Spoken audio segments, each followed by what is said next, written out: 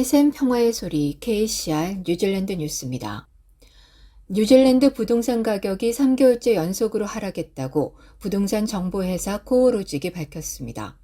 코오로직은 26일 내놓은 부동산 시장 경제 보고서에서 금리가 가파르게 오르고 기존 모기지 재조정 작업이 대대적으로 일어나면서 올해 부동산 시장이 시험에 직면하고 있다며 이같이 밝혔습니다. 코오로직 보고서에 따르면 부동산 가격은 전국적으로 연속 3개월째 하락세를 보이며 연간 성장률은 2.3% 하락한 12.4%를 기록했습니다. 부동산 전국 평균 가격은 101만 8,770달러입니다. 부동산 가격을 끌어내리는 요인으로는 금리가 오르고 매물이 늘고 가격을 결정하는 힘이 집을 사려는 사람들에게 넘어가고 모기지 환경이 빡빡해지는 등 여러 가지가 있다고 코오로직 수석 부동산 이코노미스트 켈빈 데이비스는 말했습니다. 그는 또한 부동산 시장의 취약성은 내년에도 계속될 것으로 보인다며 세계 금융위기 때 경험을 보면 부동산 시장이 다시 오름세로 돌아서기 위해서는 바닥을 치고 나서도 2, 3년이 걸렸다고 지적했습니다. 또한 전국에서 매매가 성사된 부동산 숫자도 10여 년 만에 최저 수준으로 떨어졌다며 올해 안에 사정이 나아질 수 있는 징후는 보이지 않고 있다고 그는 덧붙였습니다. ANZ의 경제학자들은 집값이 이전에 예측했던 것보다 더 많이 떨어질 것이라고 말하고 있습니다. ANZ의 경제학자들은 최근 프로퍼티 포커스 보고서에서 올해 말까지 공식 현금 금리가 이전에 예상했던 3.5%에서 4.0%로 인상될 것이라고 내다봤습니다. 이것은 더 높은 모기지 이자율을 의미하며 이는 주택가격이 이전에 생각했던 것보다 더 떨어질 가능성이 있음을 의미합니다. ANZ는 주택가격이 작년 말 최고점에서 15% 하락할 것으로 예측하고 있으며 이는 이전의 12% 하락 예상과 비교됩니다. 이 보고서는 판매용 주택의 재고가 6년 만에 최고치를 기록하고 있으며 건설 중인 신규 주택의 공급은 공급 문제에도 불구하고 여전히 상당한 수준에 있는 반면 인구 증가는 이주민 부족으로 낮은 수준에 머물고 있다고 지적했습니다.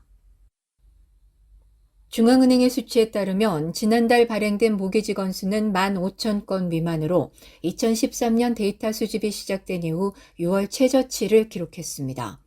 코비드 록다운 직후인 2020년 6월에는 거의 22,000건의 모기지가 발행된 반면 1년 전 같은 달에는 26,000건이 발행됐습니다. 지난달 평균 모기지 규모는 사상 최고치인 5월 40만 8천 달러에서 6월 40만 5천 달러로 떨어졌지만 여전히 2021년 6월 평균 모기지보다 24% 가까이 높습니다. 6월에 빌린 총액은 60억 달러를 조금 넘었고 이는 1년 전 같은 달 85억 달러에 비해 크게 줄었지만 2020년 6월과 2019년 6월 모두 약 54억 달러와 합리적으로 비교됩니다.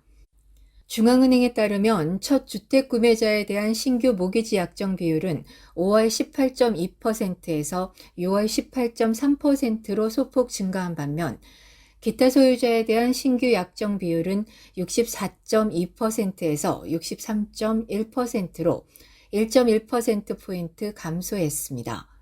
투자에 대한 지분은 5월 16.6%에서 6월 17.4%로 증가했습니다.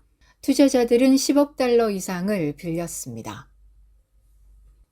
인플레이션으로 인해 치솟는 생활비의 원인과 해결책에 대한 정부와 야당의 상반된 주장이 정치적 논쟁거리가 되고 있습니다. 원뉴스의 한 리포터는 빅토리아 대학교의 로버트 커크비 교수가 진행하는 경제학 101 수업에 참석해 문답을 정리했습니다.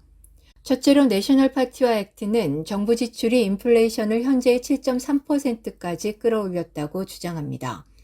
로버트 교수는 이에 대해 올해 정부는 예산에 60억 달러를 추가로 지출하고 있으며 그것이 7.3% 인플레이션율의 약 4분의 1에 기여한다고 추정했습니다. 둘째로 정부는 우크라이나 전쟁과 공급망 문제를 비롯한 글로벌적인 압박을 탓하고 있지만 이에 대해 교수는 글로벌 요인이 인플레이션에 기여하는 정도는 중앙은행에서 나온 추정치로 현재 인플레이션율인 7.3%의 약 2배라고 말했습니다. 셋째로 야당은 인플레이션을 부추기는데 노동력 부족과 비즈니스 비용을 포함한 국내 요인을 비난합니다. 하지만 로버트 교수는 임대료와 같이 순전히 국내적인 인플레이션을 많이 보고 있다고 말했습니다. 마지막으로 그랜트 로버트슨 재무장관은 유류세 인하가 인플레이션을 줄이는 데 도움이 되었다고 주장합니다. 이에 대해 로버트 교수는 기술적인 면에서 옳다고 말했습니다. 그는 인플레이션을 줄이는 세 가지 방법은 지출을 줄이고 세금을 인상하고 이자율을 높이는 것이라고 말했습니다. 다이너스픽에서 NGQ에서 승인한 무료 영어 코스를 준비하세요. 한국어 문의는 027-514-6408로 하시면 됩니다. 감사합니다. RNZ과 TVNZ를 결합해 새로운 미디어 기관으로 만드는 법안이 어제 국회에서 첫 번째 독회를 통과했습니다. 이 계획에 따라 TVNZ과 RNZ은 내년에 새로운 비영리 단체로 합쳐집니다. 새로운 미디어 기관이 출범하면 자율적인 국영단체가 될 것이며 편집 독립성은 법률에 포함될 것입니다. 레이버 파티, 그린 파티, 그리고 마오리 파티가 법안 통과를 찬성한 반면 내셔널 파티와 액트는 반대했습니다. 새로운 조직은 아오테아로와 뉴질랜드 퍼블릭 미디어로 명칭될 예정이며 내년 3월 1일에 출범할 예정입니다. 어제 남섬 동부 해안에 폭우가 내렸으며 캔터베리 전역에 홍수가 예상됩니다. 어제 저녁에는 말보로와 캔터베리, 노스 오타고, 더니든, 테스먼 지구에 폭우주의보와 경보가 발효됐습니다. 지난주 폭우로 이미 포화 상태에 이른 지역에서는 강물이 높이 흐르고 있으며 애쉬버튼 지역에서는 홍수가 일어날 가능성이 높습니다. 이머전시 매니지먼트 오타고는 노스 오타고 최대 130mm, 더니든 90mm의 비가 예상되는 가운데 빠르게 상승하는 강과 개울을 멀리하고 홍수에 대비할 것을 오타고 주민들에게 촉구했습니다. 한편 크라이스처치에서는 히스코트와 아이본이 범람했습니다.